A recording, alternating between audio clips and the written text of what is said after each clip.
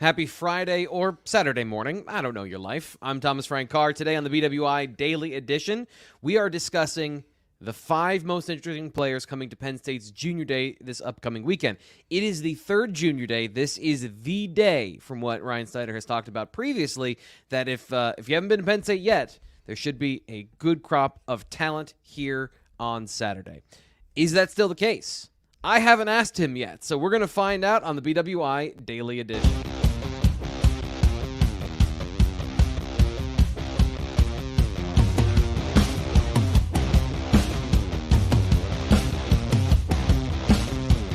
Happy Friday to you, Ryan. Welcome to the final Junior Day. Appreciate all the hard work you put in over the last month tracking these things and then telling us about it here on the BWI Daily Edition. So you ready to do it one more time? One more time, yeah. Should be we'll get into everything now, but it should be a good Junior Day. I would say last weekend's the late editions that came Friday and Saturday kind of equaled it to what we see this weekend, but you're still looking at 20 plus scholarship guys, probably closer to 24 when it's all said and done. So that would be a great crop. I think a lot of schools would love to have that kind of talent on their campus each weekend. What are you gonna do in February? Like, what are you gonna do with yourself? Not work. No, that's what I mean. Dad. What are you gonna do? Like, oh, okay, so just full-time dad Be a stuff.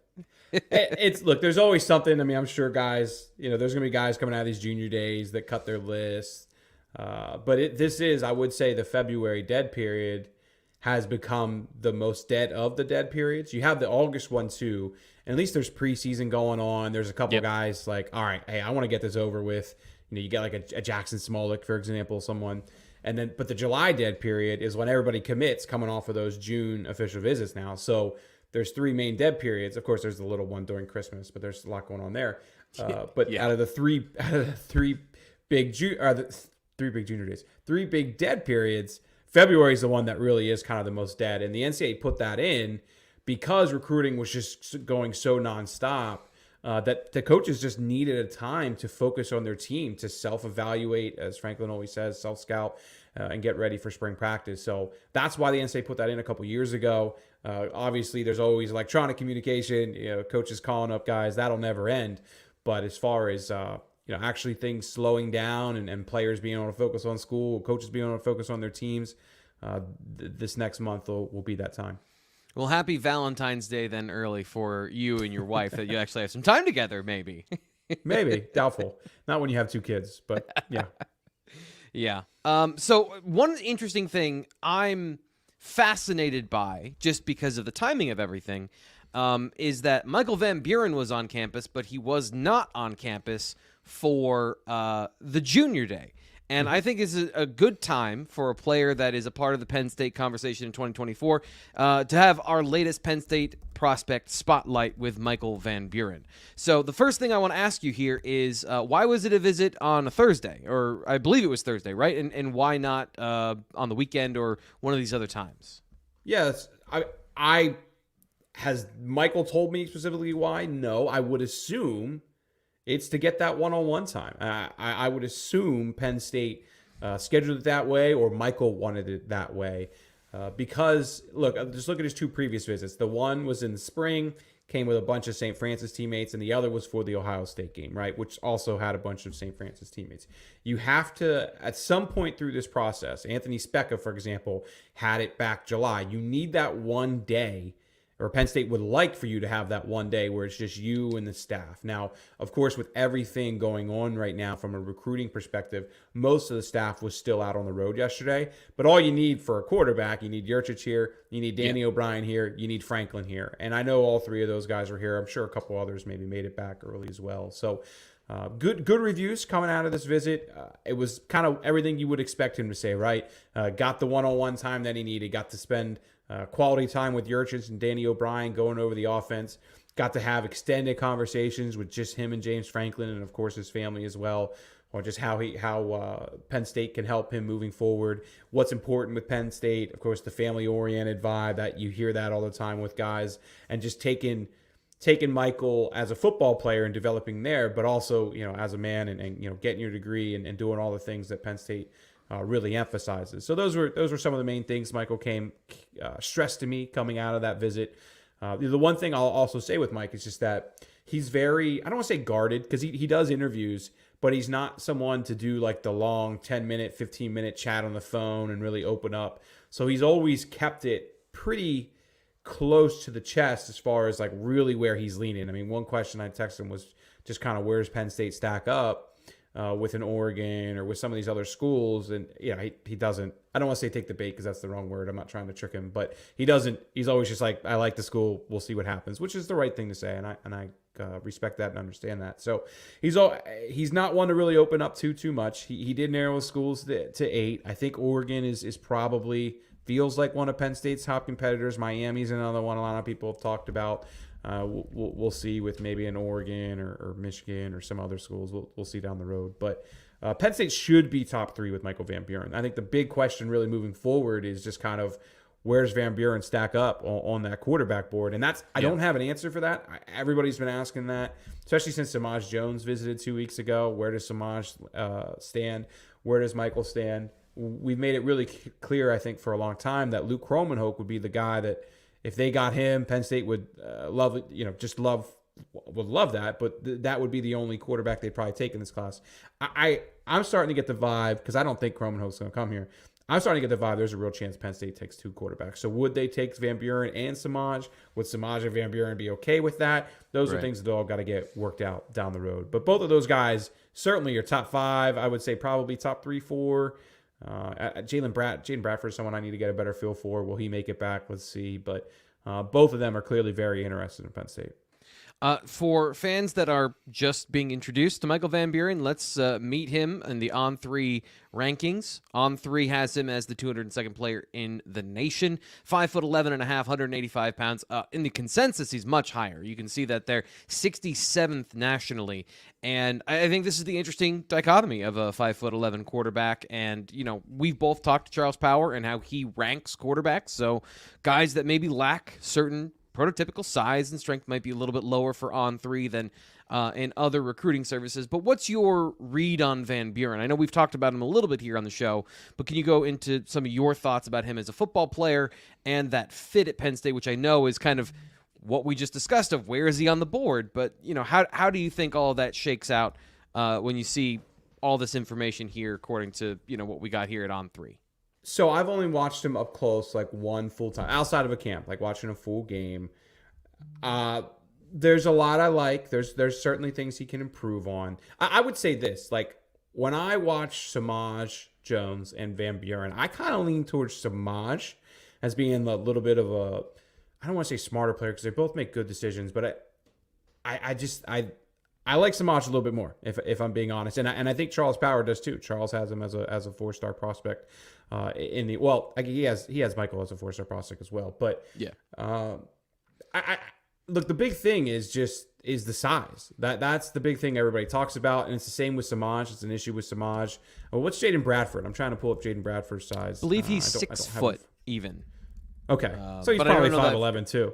Right, so exactly. None of them are 6'2", that prototypical size. I mean, I like Van Buren. I would personally lean towards Samaj a little bit. I think the issue with Samaj is he's probably another inch below Van Buren. Honestly, I think Samaj is a little bit closer to 5'10". So I just think Penn State has a lot to figure out there. Both have a lot to offer. Good players, but if this was the year for Penn State to find, I'm not going to say the next Aller. Every couple of years, you want to get a home run there. I just don't see it out there right now. If I'm being honest, they're good, a lot of good players, but there's no 5-star elite prospect that is knocking down Penn State's door right now. I mean, Julian Sand, they liked a lot. Of course, he's committed to Alabama, and then you have Kromenhoek, who isn't quite as ranked as high, but on Penn State's board, they love him.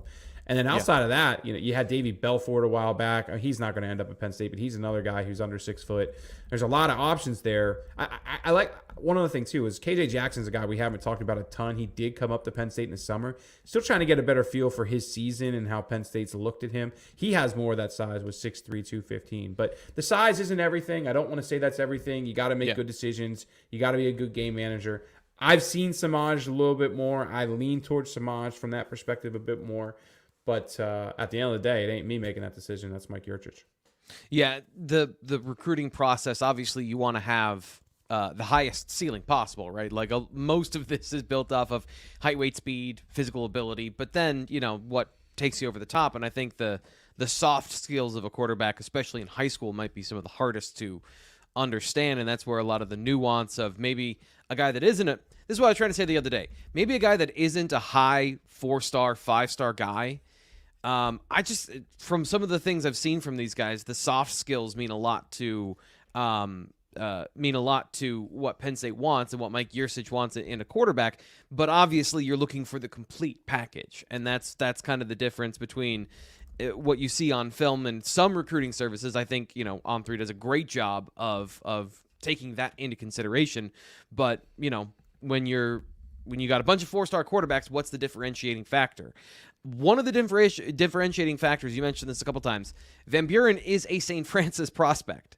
So having him be interested in Penn State and coming up to Penn State is not necessarily a surprise, but how do you factor that into this whole conversation as well?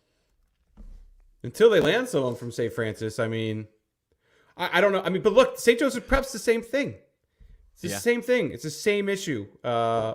With what they've had over the years with Samaj Jones. Obviously, they got a read from there, but I don't think anybody at either of those schools is against Penn State. I think some fans think that there's something against it. I just don't know if those guys have always fit Penn State. I think a lot of guys coming to those schools, like they have more on their mind is more about NFL and playing right away and some of those things more than family oriented vibe and academics and some of those things that Penn State really preaches. So I don't have a great answer for it. I never have a great answer for it, and I don't want to kind of skirt around the question, but I get it asked all the time on the board. And until Penn State lands guys from St. Francis, it's just tough for me to take that school not seriously, because I take the school seriously. It's a great program, but it's tough for me to be like, Michael Van Buren's coming to Penn State. I feel really good about this because there's been like 3 or 4 guys over the years where I felt like, this is the one. This is going to be the one that ends it. And then they end up somewhere else. Yeah. A business mindset, I think, is, even IMG, a lot of these places that have that sort of vibe to them as a school. It's just interesting. And it's a fun anecdote here on the show, but, there's always a way to take things very seriously and make it less than a fun anecdote, which you can always do on the BWI message board. Join Blue White Illustrated for just $29.99, and you can go in there and you can get all that information. You can get these inside thoughts, maybe some stuff we're not going to talk about here on the show. You can get that, bluewhiteillustrated.com. Sign up for $29.99. You get now until the start of next football season. So recruiting, the whole recruiting calendar that Ryan just laid out for you, you'll get all that information for just $30. Heading into next season. So you'll know where Penn State stands heading into the final stretch if they can put together another top 10 class, which was a question on that ended the mailbag show on Thursday. Of course, if you're watching here, please like the video. Always super helpful. That helps us keep the engine running into the off season. And we want to bring you as much content as possible. I'm here 5 days a week, whether I'm on camera or not. So I'm here every single day.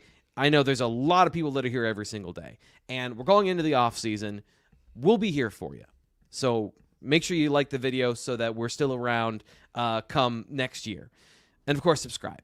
Keylen Adams. We've covered Biscuit Hagans from just about every single angle this week. And the hiring of Penn State.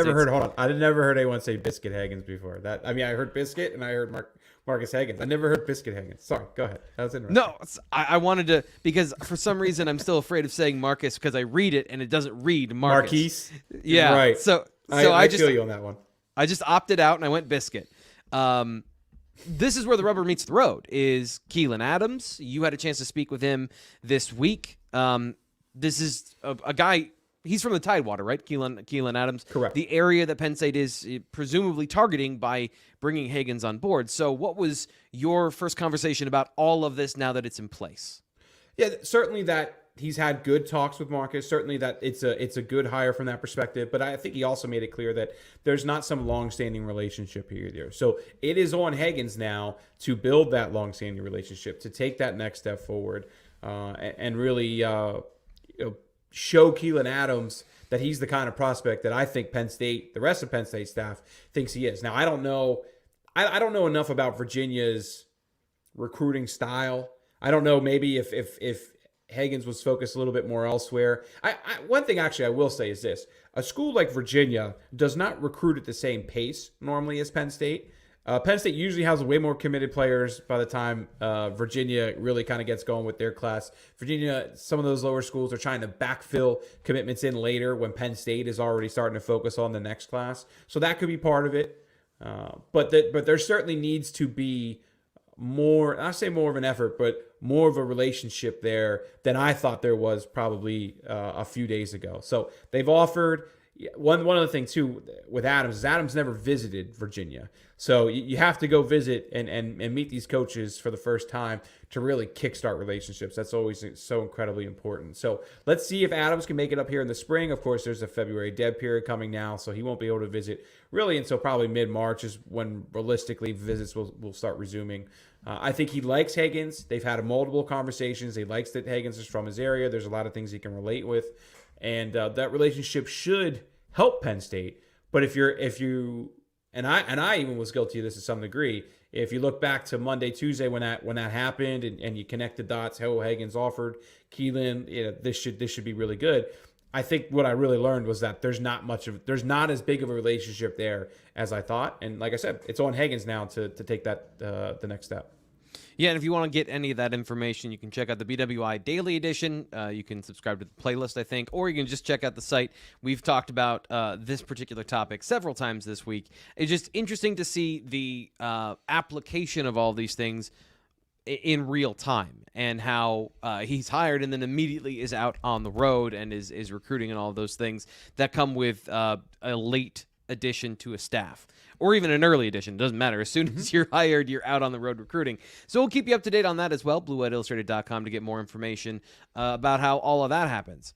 Another guy that there's a strong link between Penn State and Jalen Harvey. There's another one. There's another thread tying these two together from what I understand. Fill everybody in on what that is, please. Yeah, he's just supposed to be here this weekend. I mean, Jalen has RSVP'd for a lot of visits and has not shown for a lot of visits. Now he's also come to a lot of visits as well. He's been here, I think, four or five times now, dating back to last season. I think like 3 of them, though, were like for back-to-back games this past season. So that number's a little bit skewed. I think it was 4, excuse me. So he was here in April. He was here in June. The June visit was like a team camp. And then he came for the Northwestern game and the Minnesota game, I believe it was. So this would be visit number 5. I just spoke with Jalen literally right before we were doing this. So this was kind of not breaking news by the time you're reading this. And if you're on our site, you should know that. But getting Harvey back, I mean, Harvey wasn't able to make the January 14th visit. So let's see if he gets him back for visit number 5. I mean, you would think that Harvey would be one of those guys that in March, April, would maybe consider ending this, especially when you just look at the visit disparity. I mean, this is visit number 5 for Penn State. He's been to Maryland, West Virginia, Vatech, and Duke all one time. So this is more visits to Penn State than every other school combined so far from what we've seen with On3. So a lot there to think that Penn State's going to be in a good position to push for a commitment. But let's see if he makes it back here this weekend. He's saying he's coming back. That's news that really is just kind of breaking here Friday mid-afternoon, and we wanted to get that out there. Just so people are more familiar with On3.com, I know we did this a little bit earlier with Michael Van Buren, but here's what Ryan is talking about. Here are the visits for Jalen Harvey versus everybody else. And when you're thinking of and when you want to put in a prediction, this is a large part of what goes into your consideration beyond what you know about the player, right? Well, it's not even just me. Like, yes, that's part of it.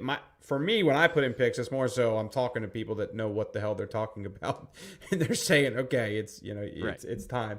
But the RPM, which is an algorithm, On3's recruiting prediction machine, we call it the RPM. that takes visits well into account. So that's a big reason. Now, look, we have picks in for Jalen Harvey. That's why if you look at the RPM, it's a 97.6. But if Sean and I don't have picks in for Jalen, those 5 visits compared to everybody else would still have Penn State as like a 70, maybe 70, maybe low 80% leading in Penn State's favor. So I've said this, I've been doing this for over a decade now, and I think any fan who follows this closely, you follow the visits.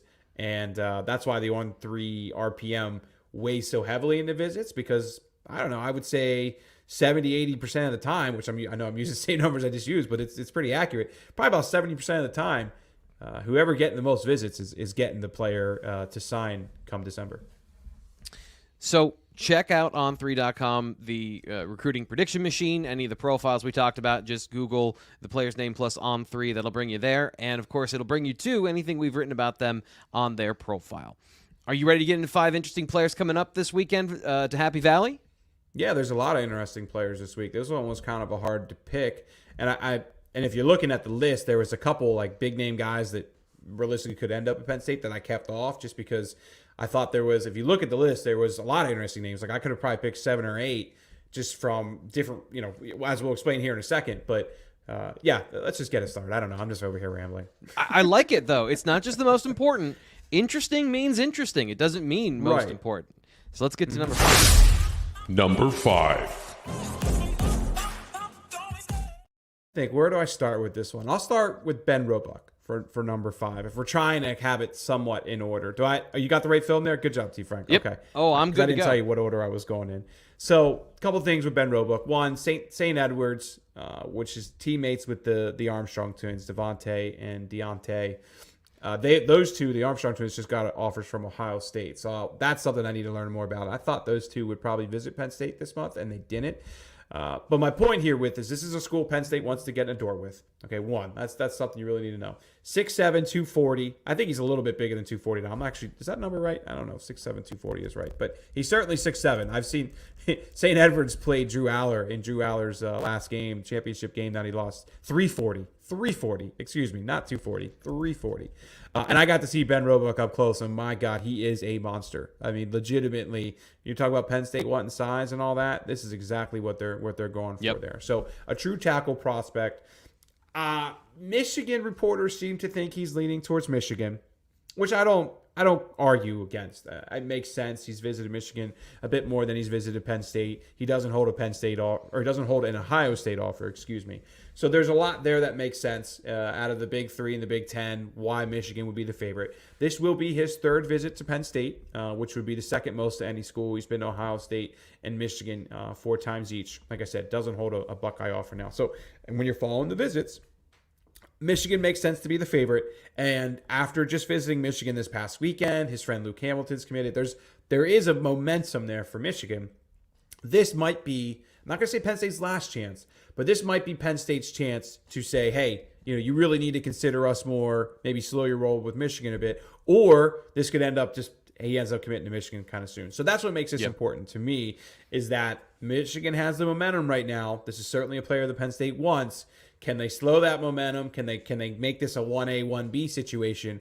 Or has Michigan kind of totally taken the lead from in this recruitment? He certainly is a Michigan prospect. You look at him, his run blocking ability, his down blocking ability, especially if his ability to collapse the right side of the offensive line. The thing that's interesting to me is like this goes into that category of player for the offensive line commits that we've seen with Phil Troutwine, of guys that can play anywhere or guys that are only a right tackle. Malik McNeil, to me, was only ever going to be a right tackle. Ben Roebuck, if he doesn't work out at right tackle, I don't see him kicking inside. So you need tackle prospects. And this is the funny thing of, like, you need tackle prospects, but when I see guys like Ben Roebuck, and he's got that potential, he's got that size, but then I don't see, pass protection is huge for Penn State and for Mike Yurcich's offense wanting to throw the ball vertically down the field. I have a hard time overlooking that and some of the things in profiles like this. Of course, these are only highlights, right? So, but there are certain things you can pick up from just movement skills and watching a guy and how he just physically moves around the field. That true 6'7", when you're that tall, it's hard to kick inside if you can't hang at tackle. So One of the biggest mistakes I feel like I made is when I went and saw Aller. I knew Roebuck was going to be good, but I didn't realize to the extent he was. And I wish I would have filmed him more. I wish I would have filmed that game more, focused on him more. I did know the Armstrong twins. There was a couple others in that game. I'm trying to remember the one kid. I think he went to one of the smaller Big Ten schools. But anyway, I just didn't focus on him enough. And there was just one thing I could change. And maybe one thing that I kind of learned from that experience is when you're going to see these massive schools and you're going for one guy, like just film everything. And that's something I tried to do this year, because you never know who that sophomore is that's going to emerge down the road and somebody you need to have more info on. All right, well, let's head to number 4. Number 4. Dealer's choice, Ryan. Go wherever you let's want. Let's stay O-line. I think DeAndre Carter, would be a good pick here at number 4. From California, guys. So we're going to hit on another guy here in a second that's from a state that never visits here, which is why he's on this list, of course. But a solid 4-star offensive lineman coming from California to visit Penn State in January when the visit is not an official visit. That's something that doesn't happen. Yeah. We can point to Rose Bowl success. You can point to some things that I think are a reason why he's visiting. I will say Penn State has made a very strong effort with Mater Dei.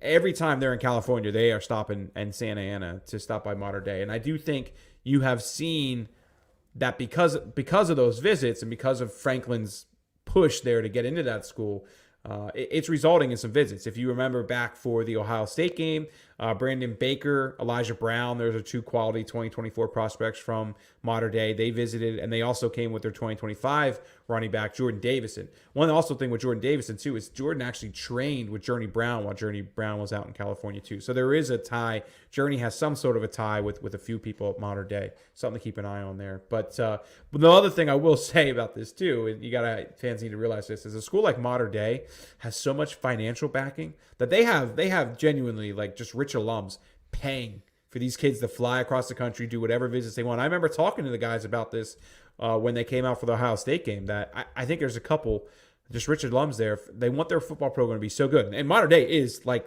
one of the best football programs. I wanted to ask you, what's the comparison for the East Coast teams, schools and programs that Penn State could beat anybody. Fans might know. I mean, they could beat anybody. I don't think there is a comparison. I mean, the comparison would be IMG and St. Francis, but those schools are a little different. Like, don't get me wrong, some Mater Dei pulls from all over California, but like IMG and St. Francis pull nationally, where Mater Dei doesn't quite pull, I don't believe, on that from that extent. But those are kind of programs you're talking about here, though. Truly schools that can play anybody, beat anybody on any given day. Maybe Bishop Gorman would be a good example. But there's no East Coast. This isn't like Bishop McDevitt or even St. Joseph's Prep. Maybe St. Joseph's Prep would be actually kind of a fair one, because St. Joseph's Prep pulls more regionally than nationally, but they do Delaware, Maryland. But there's so much talent in California that the vast majority of those kids are still from Cali. But my point with this is DeAndre's getting. It's not like DeAndre's coming out here because he has interest in Penn State, but there's rich donors paying for these kind of visits, right? More so than like Penn State's a school DeAndre absolutely has to see. So I don't want to underestimate it and make it seem like he's just visiting to visit. But I think fans need to know that kind of information, because I think a lot of them would see this on the surface and think, oh, this kid must be incredibly interested in Penn State. He's paying $3,000, to come out here for a day trip, when really it's people within the program paying for it. But look, he's a quality offensive lineman and a 4-star guy, someone that Penn State would love to. I mean, Penn State would love to land a bunch of kids from this school. So if they can continue to get one visit here, maybe get an official visit in the summer, let's see where it happens. But I think you just have to include anybody from Mater Dei on a list like this. And the way that Phil Trautwein has been recruiting, maybe that's the position where they are able to get the first one. And it is. You make a great point of it's not that the kid is paying his own way, but at the same time he is taking the time to go see a school on the East Coast when he doesn't have to. So it's it's fascinating to see, and it's interesting to see Penn State branch out to some of these schools and get to the national stage in recruiting.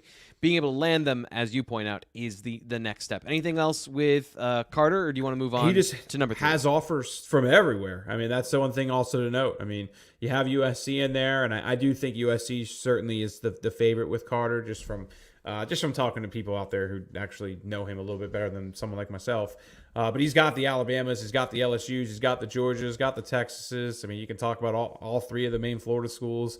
I don't believe Ohio State. I'm looking for Ohio State here. I don't see Ohio State, but has Michigan, Texas A&M. So, I mean, he's got offers from everywhere. So if Penn State can just get top 5 with a kid like this, I think it does certainly help continue to grow the relationship at Mater Dei. I mean, the day Penn State pulls someone from Mater Dei is like, our site better have like 1,000 people on it. Like people should be going crazy the day that Penn State's able to pull from a national program like Mater Dei, which is on the other side of the country. So give Franklin a lot of credit. Terry Smith goes out there as well. I think it's Franklin and Terry who predominantly do California. Give them a lot of credit for just getting a foot in the door at that program. Now let's see if it can amount to something here, if not this year, but in the years to come. Let's get to number 3. Number 3. I'll go with Dylan Stevenson from Miami. 6'4", 215, 4-star defensive end out of Columbus High School in Miami. Ranked number 91 in the consensus, I believe. I don't have his profile in front of me, but that's what I had written down. Already narrowed his schools down. So we have Penn State, Nebraska, Tennessee, Georgia, Auburn, Louisville, Miami, Michigan State, Michigan, and Florida State. What is that? 1, 2, 3, 4, 5, 6, 7, 8, 9. So top 10. Excuse me. I should have counted that before we were on air, but here, there we go. So Michigan was a contender here for a while. I'm getting the vibe that Michigan's not as high on Stevenson now as they once were. Now, whether that opens the door for a school like Penn State, we'll see. Florida State and Miami have both hosted him well more than every other school. And that makes sense. You see that regularly with the Florida guys. So whether he definitely wants to leave the state of Florida or not, we'll learn a lot more, I think, coming out of this visit. From my preliminary talks with Stevenson, certainly has a lot of interest in Penn State. There's a good relationship there going with multiple coaches. So there seems to be a lot of interest both ways. The whole Michigan kind of backing off on him, from what I've heard, just has me a bit intrigued. Be curious to see. Right now we have him at 6'4", 215. Where does he stack up from a size perspective? I'd like to learn a little bit more about his season. But, when you look at these rankings and size and kind of getting to know the kid, there's a lot to love there. So, and I still need to learn, is Michigan truly backing off? Because that's something that we've heard in passing from talking to people. But that always just kind of grabs my attention when a school like Michigan, who I thought would be top 2, top 3, just there's chatter that they're not as interested now. So let's see where that goes. But Penn State's very happy to get him on campus this weekend. Let's see if they continue to push. Let's see where his numbers stack up. And he seems like a great kid too. From getting to know him and just talking to him, getting to know his personality a bit, he does seem like someone that would fit this program pretty well. Interesting defensive end position because Penn State is right now stacked at defensive end. But this is kind of the conversation where you're stacked right now. You have Micah Parsons at linebacker, and you have a Yetur Gross-Matos at defensive end. You've got a Shaka Toney. But if you miss too many times in too many cycles, then suddenly you need to find a Chop Robinson in the portal and make sure that you replenish. Do you feel like this is a cycle where Penn State has to replenish with a bona fide star edge rusher? And do you think that that's where you'd put Stevenson in that category? I know that you kind of said you still want to get to know him a little bit, but are those what kind of the things that you're figuring out? If your goal is to beat Ohio State every year, you need to land top guys every single year, nonstop, no matter what. I mean, right. Like, I agree with what you're saying, but every year you need to have top 300 guys. So yeah, you can certainly point to it being a deep board now. But, I certainly think Chop will probably be gone after this season. So by the time these guys are even getting here, Adisa's gone. There's a lot of that talent will be out of the door anyway. But you need to stack these cupboards as high as you can. Here's what I would say, though. Is that's kind of my point. I guess I should have said, is this a guy that could contribute early? And that's kind of, in my mind, looking at the room, okay, you've got to find somebody that can contribute early because the last class, there were some guys that need some time to develop. So, I guess this is more not a question. It's more of a comment is what it turned into is, they need to find a guy that can play early because you got Mason Robinson who physically needs to develop and a couple of guys that need to develop in the position. I just wondering if you see that out there among if Stevenson is that guy or if there's somebody else. I have 2 more defensive ends to talk about here, so maybe we can talk about that here in a second. All right, so we're getting to number 2? Yeah. Number 2. Okay, so let me clarify. They're not quite 2 defensive ends. One of them is a linebacker / D end. We'll learn that after this weekend when we get his numbers in Jamonte Waller from Picayune, Mississippi. I'm probably saying that wrong. Sorry. Us Northerners don't really know how to pronounce that Southern slang there. But 6'2", 220.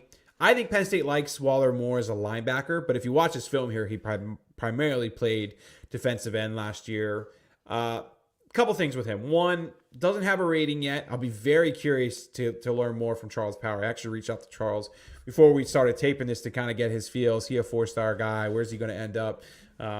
Didn't hear back from Charles yet. So hopefully maybe in the coming days when we write recaps on this visit, I can give you a better feel there. But to me, this is a very intriguing prospect, one that I think Penn State has a lot of interest in. And the fact that he's coming up this weekend should help Penn State potentially moving forward here.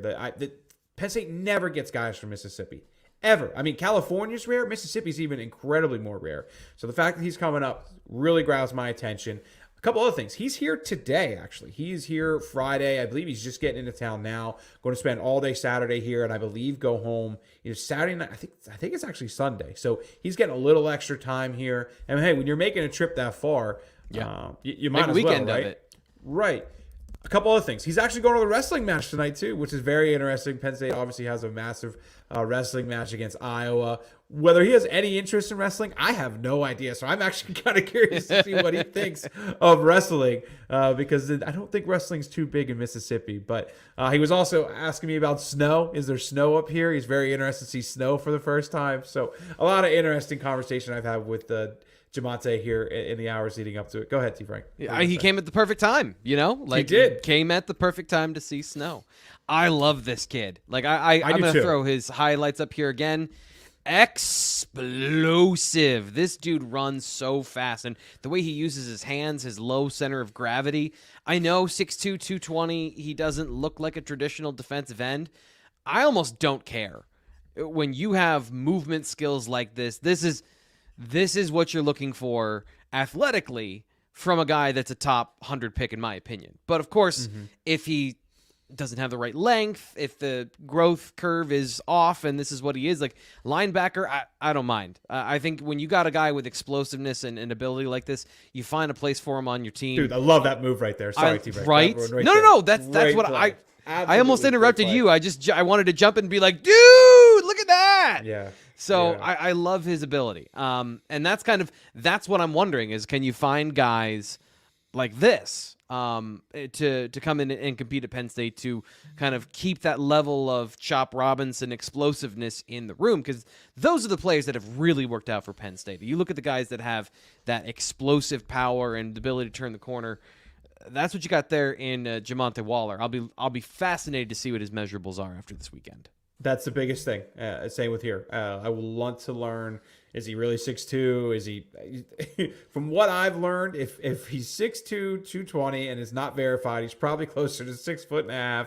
Yep. And somewhere between 200, 210, something like that. I believe the 220. I could see 6 foot 220 because he's thick on film. But yeah, anywhere from 6 foot to 6'2".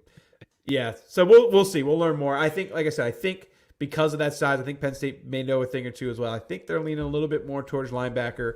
But when I put on the film of all these guys earlier in the week, this was certainly the one that kind of grabbed my attention the most. All right, so let's get to number one. Number one.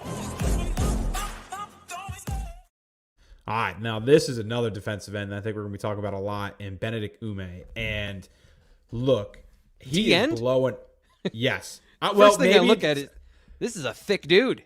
Yeah. So, but he's explosive too, man. And so we'll see. He 6'5", 240. Again, we need to get numbers.